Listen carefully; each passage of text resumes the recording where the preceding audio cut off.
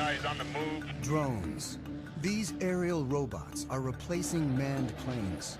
They're revolutionizing warfare by allowing us to see and kill from half a world away.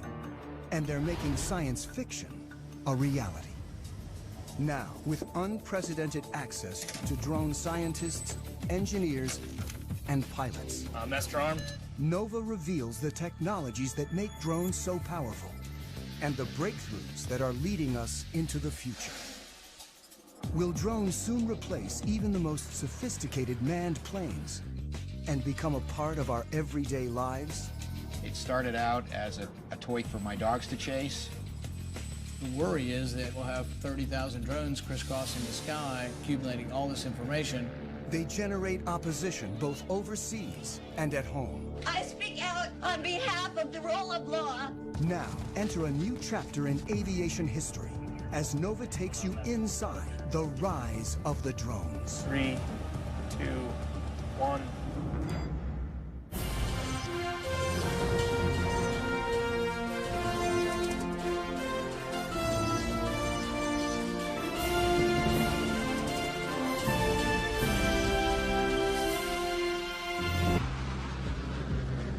This is the ultimate melding of man and machine.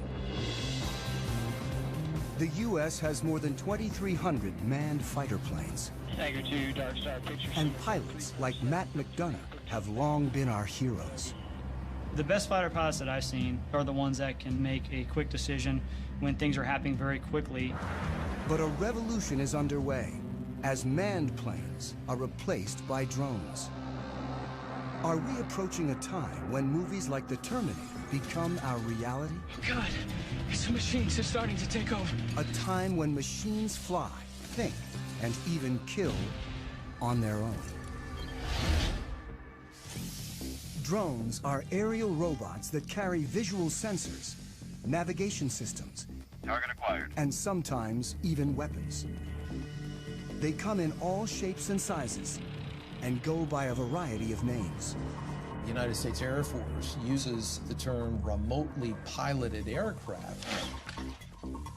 They are also known as unmanned aerial vehicles, or as the media likes to call them, drones. Already, the Pentagon relies on a family of more than 10,000 drones, usually to spy, but sometimes to kill. Small enough to fit in a soldier's backpack, the 3-foot-long Raven is the most widely used spy drone in the world. The stealthy Sentinel provided crucial intelligence in the raid to kill bin Laden. The killer Predator has flown thousands of missions since 2001. And the giant Global Hawk can stay aloft and spy for up to 35 hours. The military uses drones to support troops on the ground. The CIA maintains a covert drone program to find and target individuals.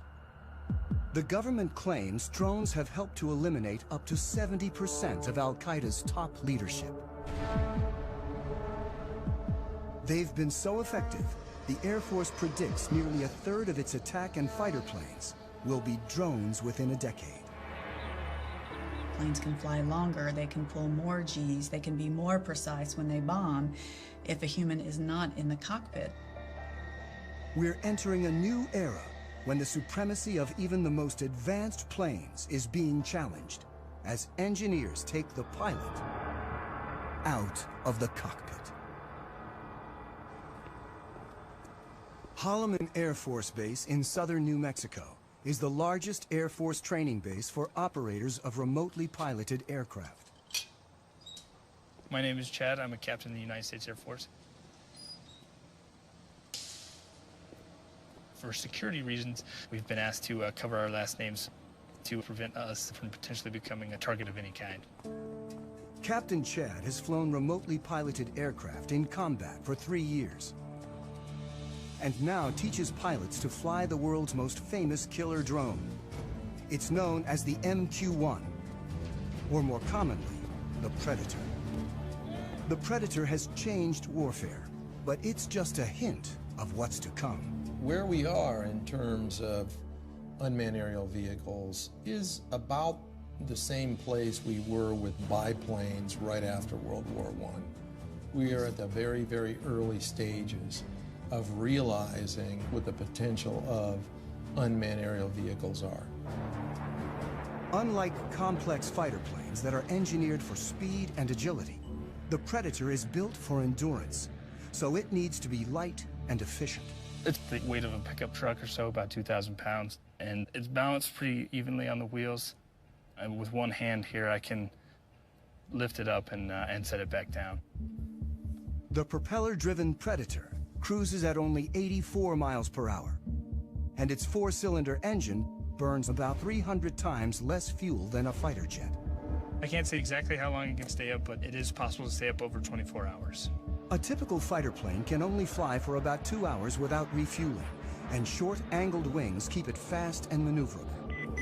But the Predator hovers 5 miles up, often in uncontested airspace, and its long wings maximize lift. So as you can see, it's got some flex to it. With no pilot to protect, a remotely piloted aircraft is much lighter and simpler than a manned plane.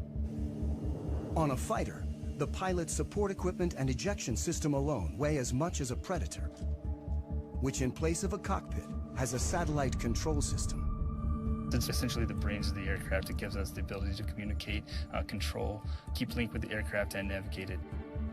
The Predator's sensor ball carries daylight and infrared cameras. We can easily make out people from 5-6 miles away. The sensor ball also guides the Predator's 2 Hellfire missiles.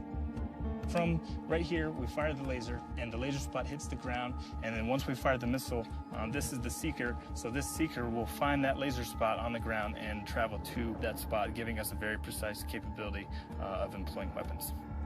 When conducting missions, remote pilots work out of small trailers on the ground. They control the Predator by satellite. This link is what makes it possible to take the human out of the cockpit and fly from virtually anywhere on the planet.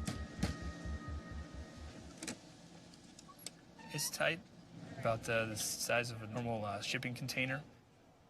And a shift could be anywhere from 2 or 3 hours up to 8 or more hours, depending on the situation. From trailers like this, pilots of the Predator and its larger cousin, the Reaper, have killed thousands of individuals since 2001. In this clip from Iraq, a Predator pilot sees 2 insurgents firing mortars towards a coalition airbase. He tracks them and finally shoots. Flash. The pilot's role is to support troops on the ground and go after threats while trying to minimize civilian casualties. With such high stakes, pilots like Chad need ongoing training. Today, he'll be flying the Reaper in an exercise 50 miles away in the New Mexico desert. All right, Greg, you're going to be my HVI. I have Shadow on station. He's going to be watching you. You're going to be on a group of former soldiers working for a company called Rally Point will run an exercise in which Chad will hunt down insurgents in a mock village. We'll strike you there. Once you die, stay there, drive. 2 will play insurgents, and 1 will be a soldier on the ground communicating with Chad. About to take off now, so we're going to push the throttle up. And there we're up in the air. The training mission offers a rare glimpse into the mechanics of how the U.S. uses drones to support troops and prosecute its war on terror. The goal is to make it as realistic as possible, so pilots can avoid mistakes when in battle. They should be checking in here probably in the next 20 minutes or so. It's going to be an MQ-9 Reaper. If they're at 25,000 feet, which they generally work, we're not going to be able to see them at all. It takes about half an hour to reach the mock village. Drones like the Reaper can fly on their own using autopilot and preset GPS locations. But the Air Force still keeps human hands on the controls at all times. People have this concept of either it's a manned plane and the pilot's doing everything, or it's an unmanned plane and it's something out of the Terminator movies. The reality is it's in the middle right now for both the manned and the unmanned planes. Our mind tries to put it in terms of robot or human, but the reality is a mix. As Chad pilots the Reaper, his sensor operator, Jay, controls the cameras and lasers. On the ground, the fake insurgents enter the village as the Reaper hovers miles above. Bones 3-4, Rally 20, stay status. Rally from Bones 3-4, we have eyes on the target. Chad gets direction from the soldier, whose handheld receiver and computer allow him to see what Chad sees. Chad's call sign is Bones. The soldier goes by Rally. And Rally from Bones, we have 2 packs moving around inside the northwest corner of the compound. Bones 3-4 from Rally 20, continue to shadow. The soldier directs Chad and Jay to follow an HVI, or high-value individual, dressed in black. Rally from Bones 3-4, looks like the one individual wearing black is now getting on the motorcycle and departing the group. Depending on the situation, the decision to kill comes from an intelligence officer who could be anywhere, a battle commander on the ground, or sometimes the pilot. Bones 3-4 from Rally 20, looks like that personnel is stopping.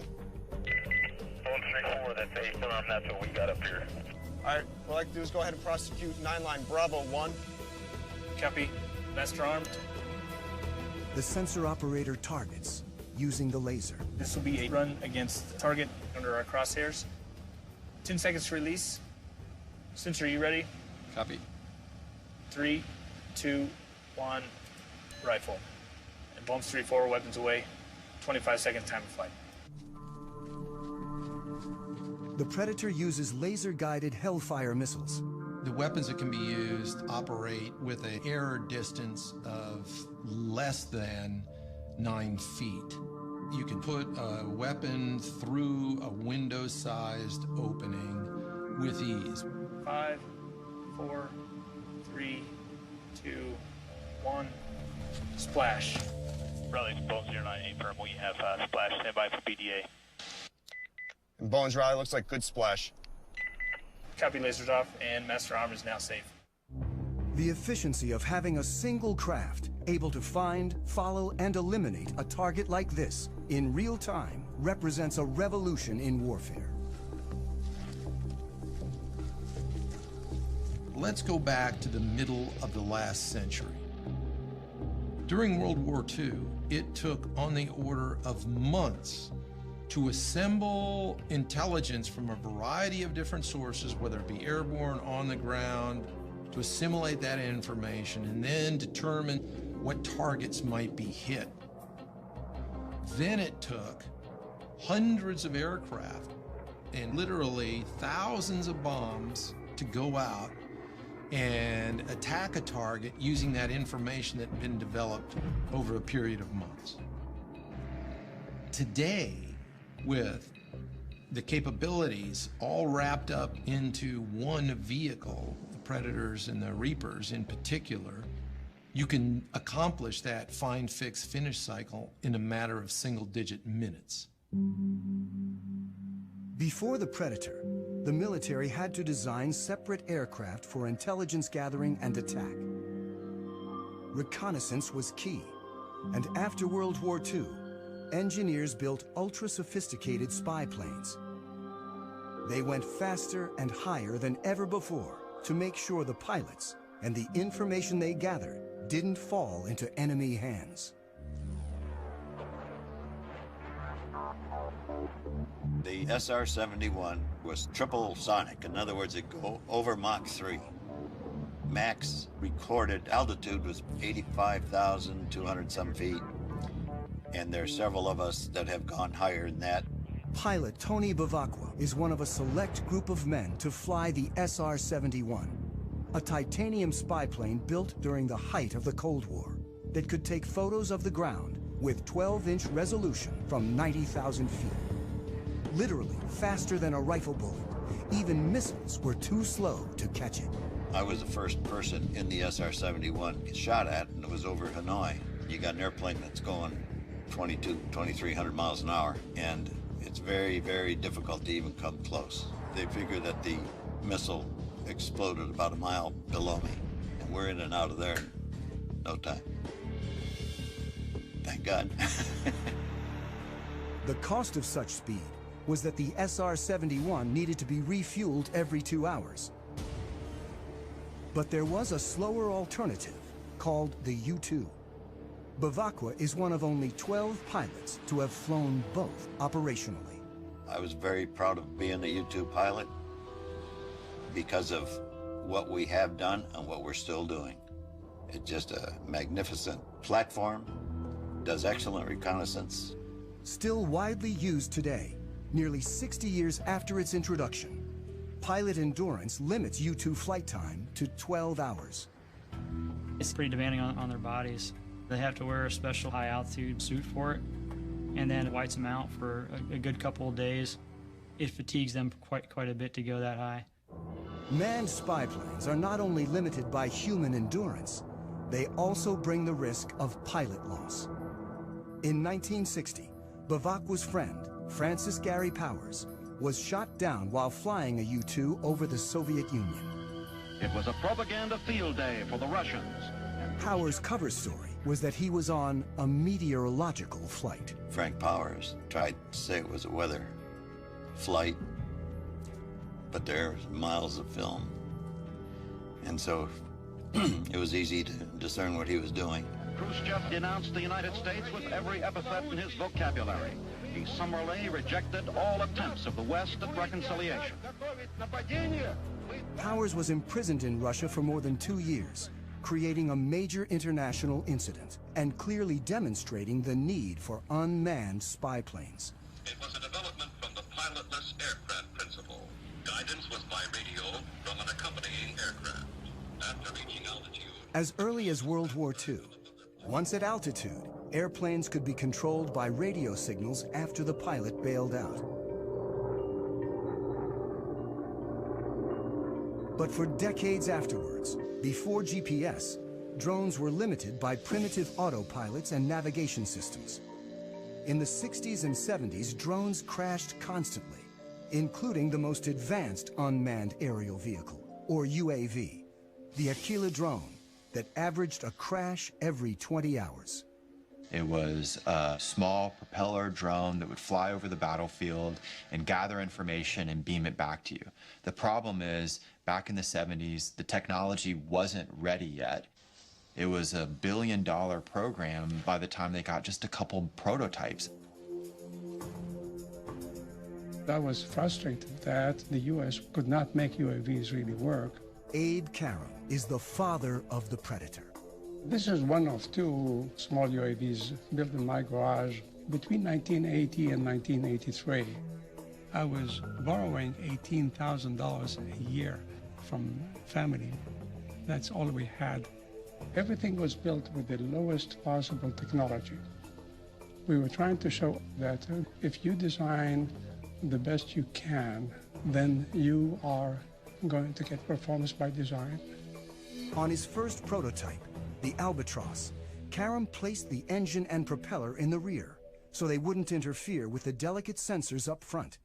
And the inverted tail is also still visible on its famous descendant. Down-deflected tails are there to protect the prop, so when it tilts back, it's hitting the skids and not hitting the propeller. An ex-fighter jet engineer, today Karam designs and builds planes at his company in California. In the 70s, when he started working on drones, he realized that without a pilot in the seat, a whole new world of design possibilities opened up. Other unmanned aerial vehicles of the time were still too closely modeled on manned aircraft. I said, I don't like what I see. I'm not going to take the engine, and I'm not taking the prop, I'm not taking the landing gear, I'm not taking the computer. Karam believed that efficiency and lightness were the key to creating an affordable, high-endurance UAV. So first, he gave his craft long wings to prioritize lift over speed. When you want to be efficient, you want to be like the soaring birds, very long span wings. The Albatross is the best gliding bird, is 20 times more span than the Cord. And my Albatross, the UAV Albatross, was close to that.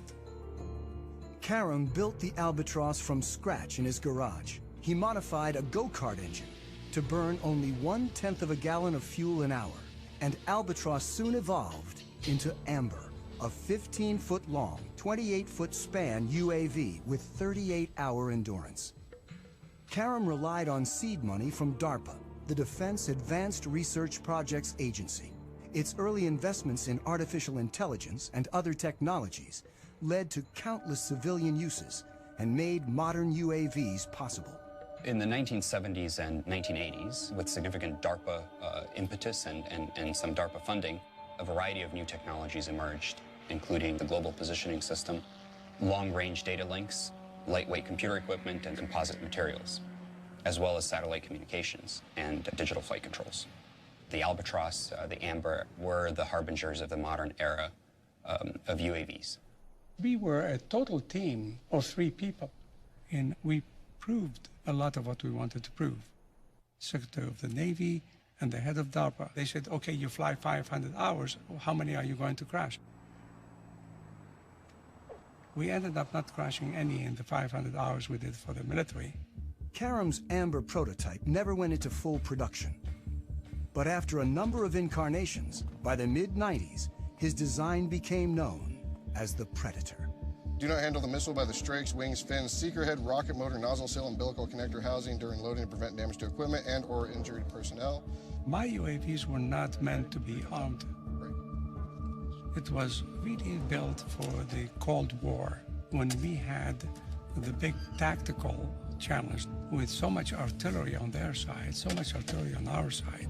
Ready? With 2 large armies facing off, UAVs could be used for espionage, but not attack. Then, after 9/11, America started targeting individuals. Now we are fighting non-state enemies, so it starts making sense to arm the UAV, which is not my intention in the beginning. In October 2001, an armed Predator changed warfare forever. I was the commander of the air operations against Afghanistan, where we actually used, for the first time, a weapon off the MQ-1 Predator. The advantages were enormous, order of magnitude beyond where remotely piloted vehicles had been just 10 years prior in Desert Storm. Since this initial strike, drones have proven so effective that the Air Force is now training more remote pilots than manned fighter and bomber pilots combined. So, playing on the scenario? At Holloman Air Force Base in New Mexico, instructor Major Jason teaches this new generation of pilots. Adam 03, loud and clear. The stakes are high when operational, so they begin on video simulators. He invents practice scenarios, programmed using Xbox video game controllers. Adam 09 from Viking 01, you're cleared hot. Stuff that we can't do in the real plane, I can do anything here, because the world's whatever I want it to be. 3, 2, 1, rifle. It's a controlled environment, and we want them to learn here, so that way when they do go operational, you know, they've already made all those mistakes. Pilot, it doesn't look like I ever turned the laser on, so I don't know where the missile went. How did that happen? If that would have happened in real world, that'd be a really, really bad day. Unlike fighter pilots who train for a minimum of 2 years, remote pilots learn to fly their increasingly automated drones in less than 1. The FAA did a study recently that showed that pilots with real flight experience in manned aircraft are actually worse UAV pilots than those that have no flight experience and really come in off the street. You actually bring in a skill set that you don't need and a set of expectancies that you shouldn't have when you're flying a UAV if you came from a manned aircraft.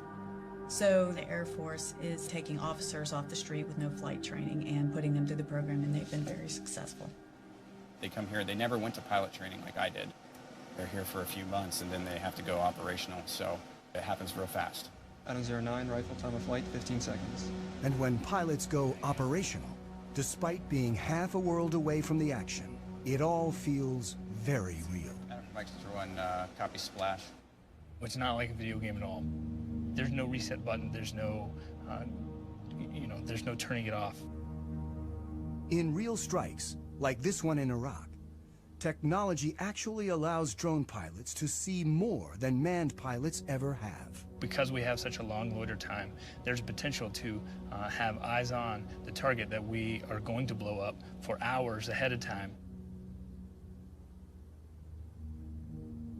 Then we employ on it, strike the target.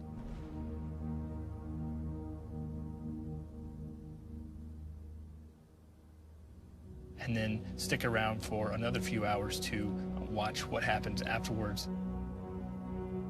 And you have to stay there and then stay plugged in and stay focused on the destruction that you just caused from your aircraft. In 2012 alone, the U.S. carried out hundreds of drone strikes across 4 countries. Afghanistan is the only publicly authorized war, while strikes in Pakistan, Somalia, and Yemen are covert CIA operations performed without putting American lives on the line. The technology has enabled us to set aside some of the risk factors of sending a pilot in harm's way. So it's meant that we've conducted a lot more strikes that would have been more problematic if we were using manned systems. The U.S. claims drones have decimated al-Qaeda's top leadership while causing limited civilian casualties.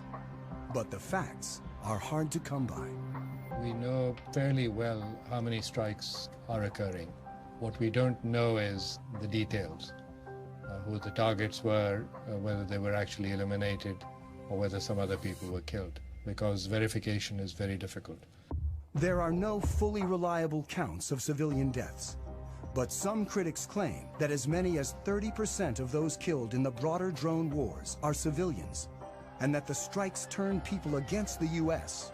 and violate international law. After more than 10 years of attacks, the U.S. officially acknowledged its use of drones to target al-Qaeda members in April 2012, when presidential advisor John Brennan gave a speech.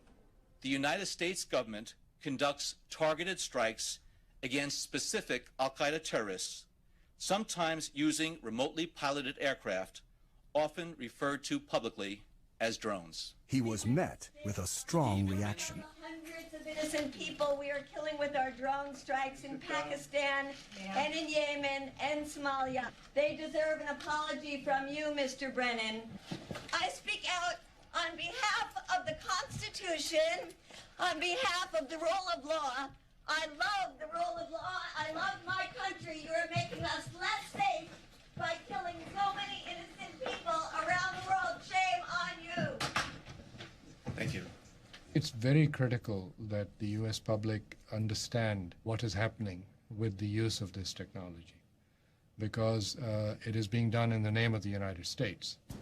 Drone technology enables America to strike virtually anyone, anywhere with ease, regardless of national boundaries. We've seen this deep controversy that surrounds these strikes in places like Pakistan or Yemen or Somalia, and a whole new series of questions for international law. The fact that you're not flying a human being across a national boundary still makes it an invasion of a country.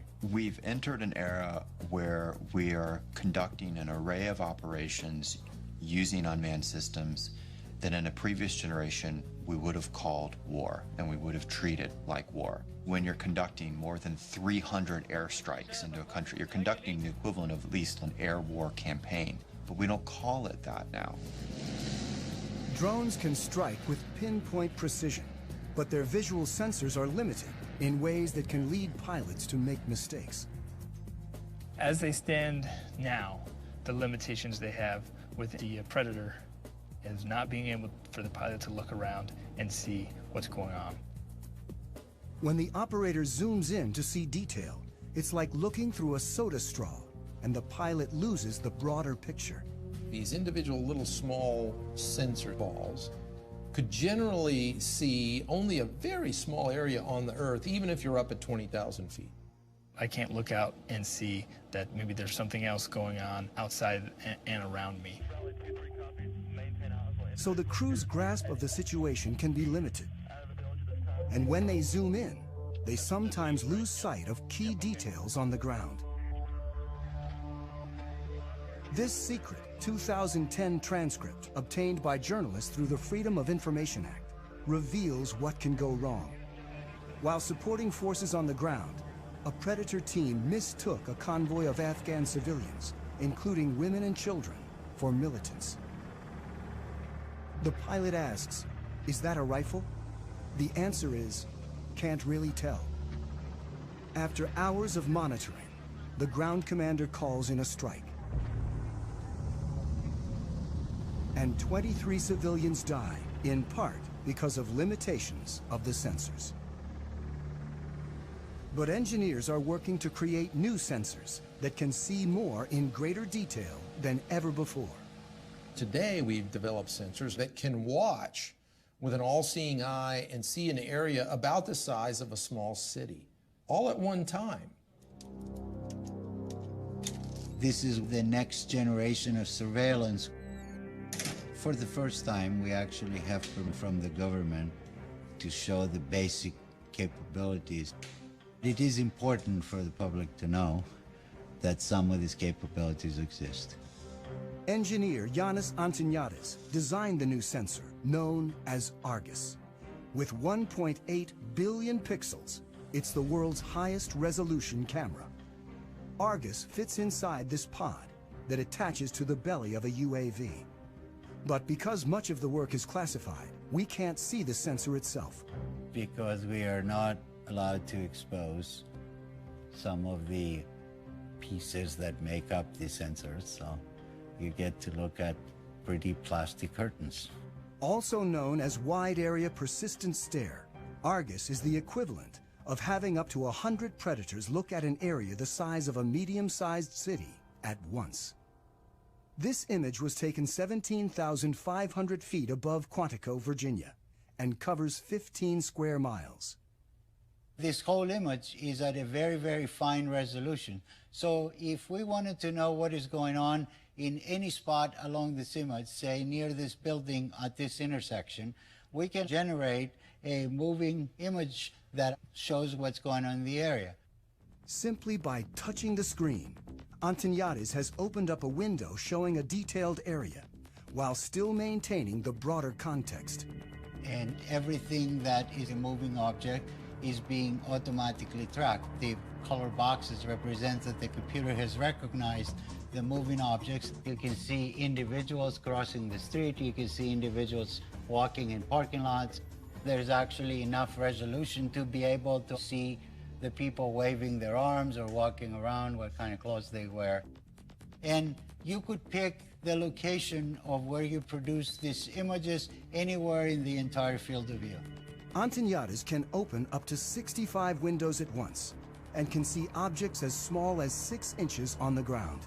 From even 17,500 feet, the white thing that you see flying around is a bird.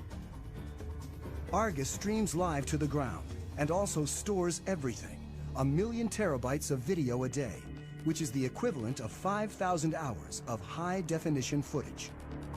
So you can go back and say, I would like to see what happened at this particular location 3 days, 2 hours, 4 minutes ago, and it would actually show you exactly what happened as if you were watching it live.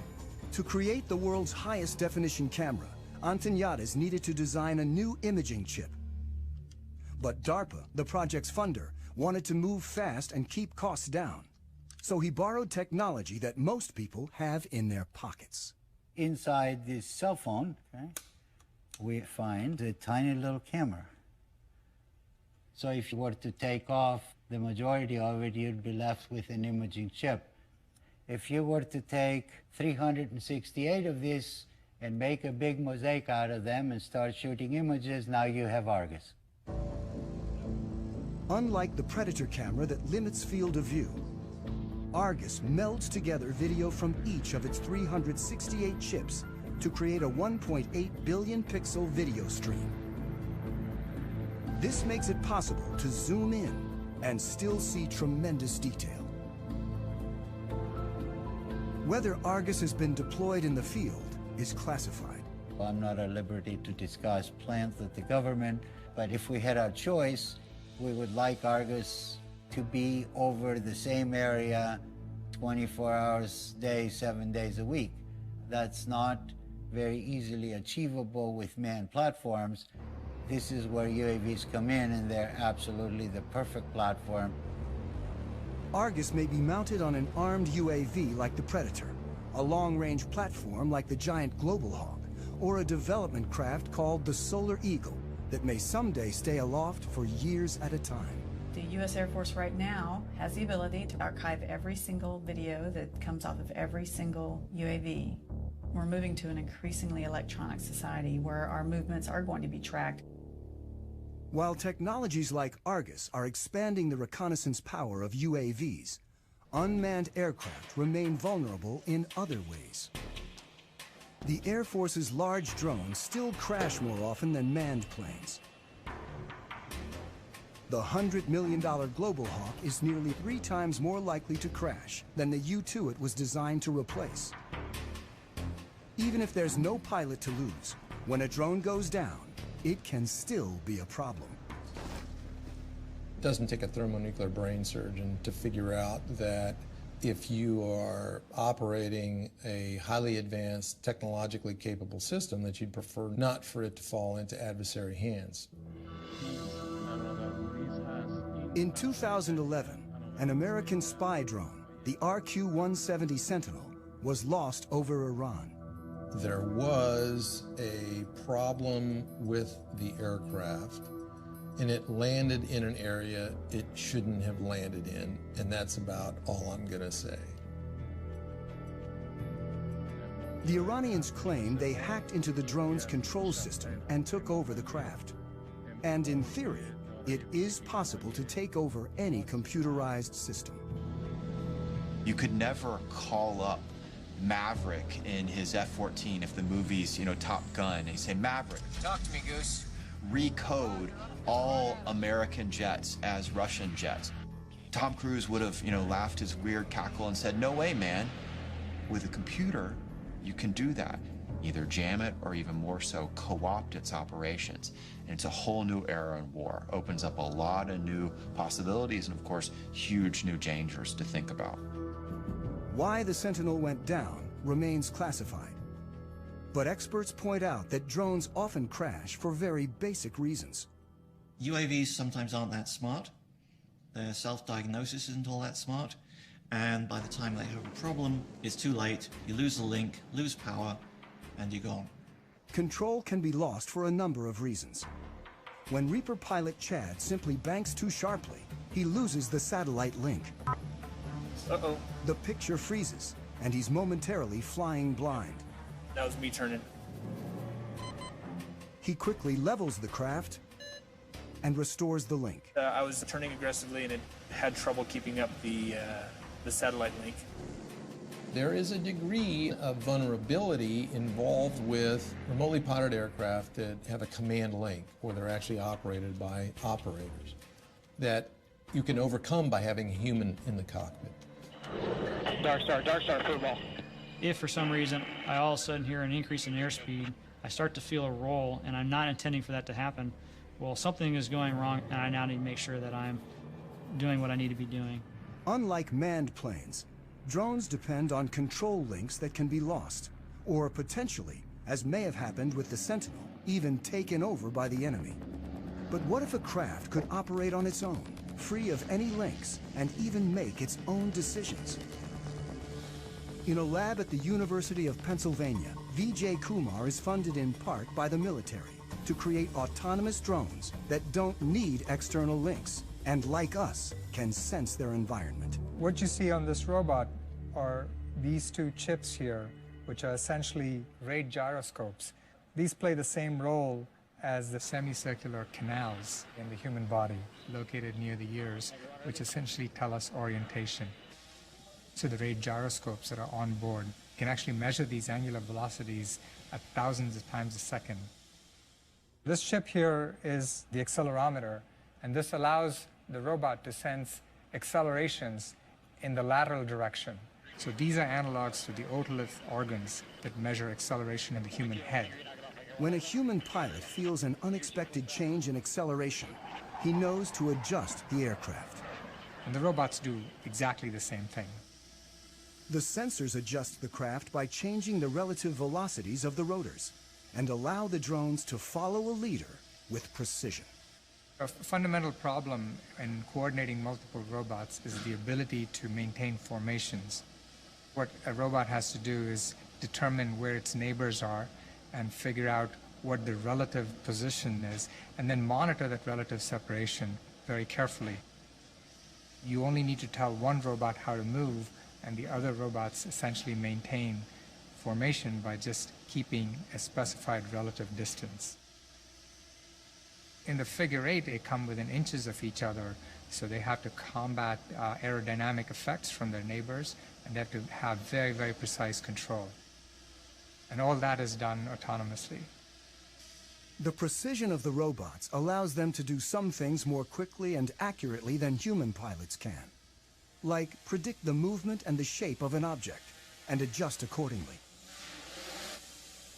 In terms of acrobatics, I think it'll be hard to beat what a robot can do. The neuromuscular system in the human body, there may be delays of the order of 80 milliseconds to 200 milliseconds before you actually take an action in response to what you see. Well, robots have this unfair advantage. They can do these computations hundreds of times a second. So your delays are of the order of a millisecond and perhaps even less. In the lab, the drones communicate with a central computer that uses motion capture, an optical system that tracks silver reflective markers on the robots and tells them where they are at all times. But soon it may be possible to cut the cord. And they've already developed another autonomous drone that can go anywhere on its own. The holy grail is to do all of this without any kind of external sensing, without GPS. And in principle, we can do it. These bigger robots actually rely on observations of external features to tell them where they are in the environment. This drone carries a laser rangefinder that determines distance to obstacles and a depth camera that reveals 3D information about the surroundings. They carry on board the processing power, the sensors that are necessary to look at the environment, to reason about the environment. So they can take their relative location and the location of the features to build a three-dimensional map. Well, I'd like to see this technology being used for humanitarian purposes. Imagine there's a 911 call from the building. I think we'll soon have the technology that enables, let's say, 20 UAVs to just swoop through the building and within a minute find out who's in each room and then communicate that to firefighters who are waiting outside. But any technology that you develop, there are always people who are going to use it in ways that the designer never intended them to be used. And the key components of drone technology are already available to virtually anyone. Over there. I got into the hobby about 4 years ago. It started out as a toy for my dogs to chase. I'm pretty obsessed with the hobby. I am currently single, have been for 30 years. No kids. I just live here with my 3 dogs, and I get to spend nearly every night and every weekend working on these things. Corey Brixon of Orange County, California, is one of tens of thousands of drone hobbyists across the country. The basic quadcopter is about $500, which is the frame, the motors, the speed controllers, the electronics that you need. This is actually the GPS sensor, and that's sending the signals out to the satellites. The cameras, as small as they are, they're high-definition footage. Like the Predator, Corey's quadrotor has a programmable autopilot that uses GPS to navigate.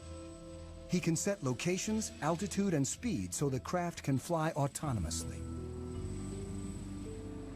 Corey flies for fun, but drones, small and large, are increasingly used domestically for more serious purposes.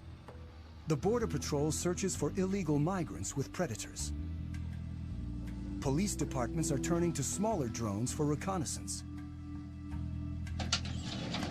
And thousands of individuals use them for their own, sometimes political, ends. We don't consider ourselves to be animal rights activists. We're investigators. Some of our targets are the pigeon shooters in Pennsylvania, so we had the copter up filming what's going on.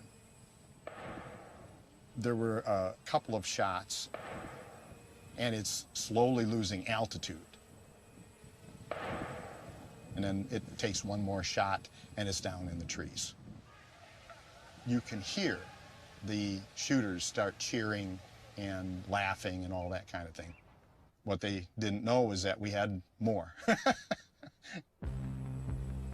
This incident is the first known shoot-down of a domestic drone, but it may not be the last. The spread of drones has raised concerns about privacy and even led one senator to propose legislation limiting domestic use. I think anybody that can use a device to peer into your activities, even if it's from the air outside your window or the air above your property, I think there's a right to privacy, and I'm all for making sure that, you know, all these drones don't come back from Afghanistan and Iraq and get put to purpose here that isn't consistent with our constitutional bearings. The worry is that in 2 or 3 years we'll have 30,000 drones crisscrossing the sky, accumulating all this information. It's a game changer, but it's not just an American revolution. There are more than 55 other countries right now that are building, buying, or using military robotics, particularly in the air.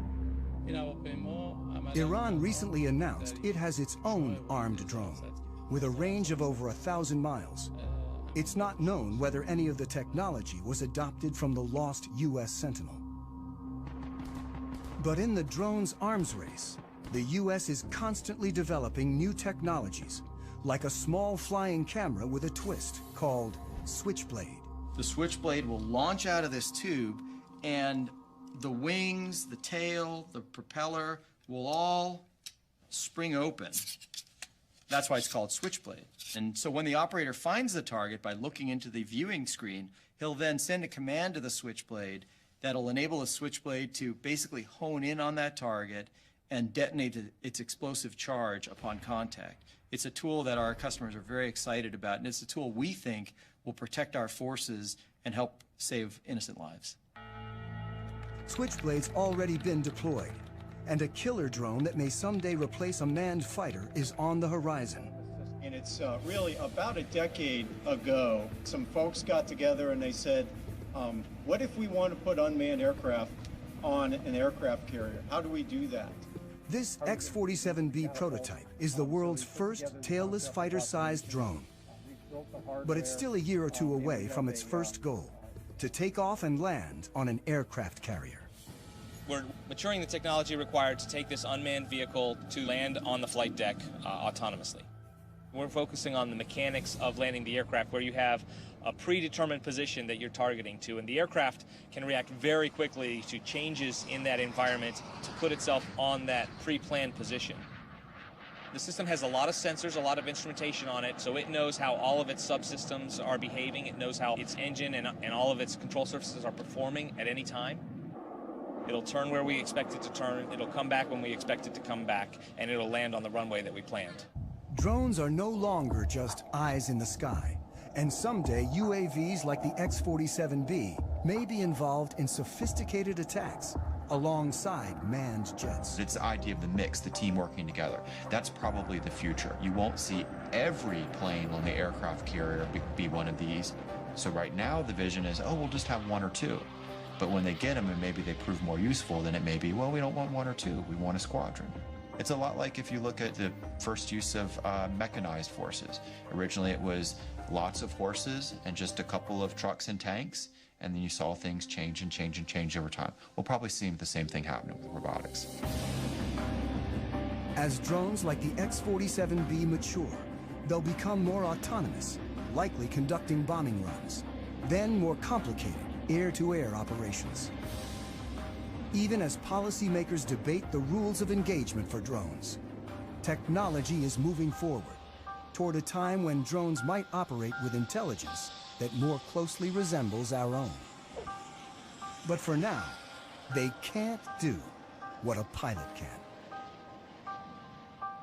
When you get an aircraft like this over hostile territory, you'll have potential targets or threats that will pop up unplanned. So what we haven't done yet is develop the technology that would then react to those unplanned targets or threats. Thank you very much for coming to Pax River today. I think UAVs of the future will certainly be able to exhibit increased levels of autonomy.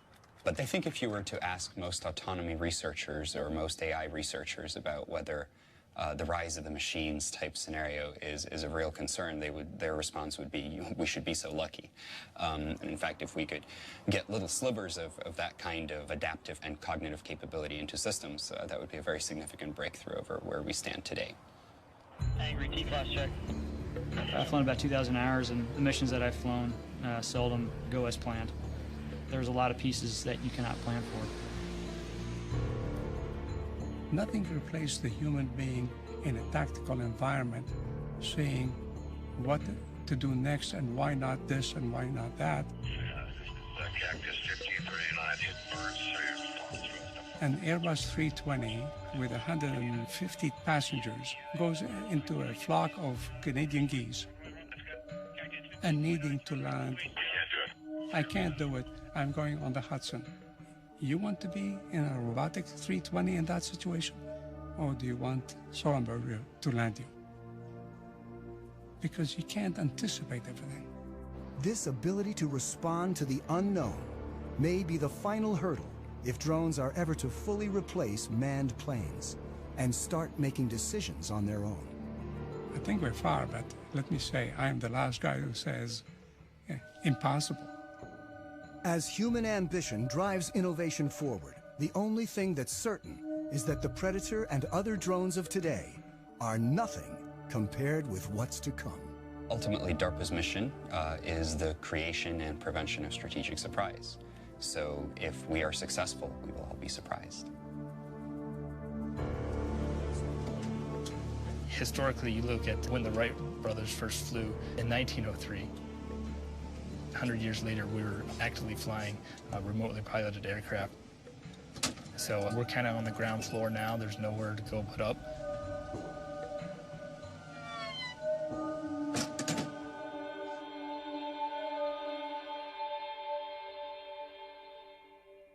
The exploration continues on NOVA's website, where you can watch this and other NOVA programs, see expert interviews, interactives, video extras, and more. Follow NOVA on Facebook and Twitter, and find us online at pbs.org/NOVA.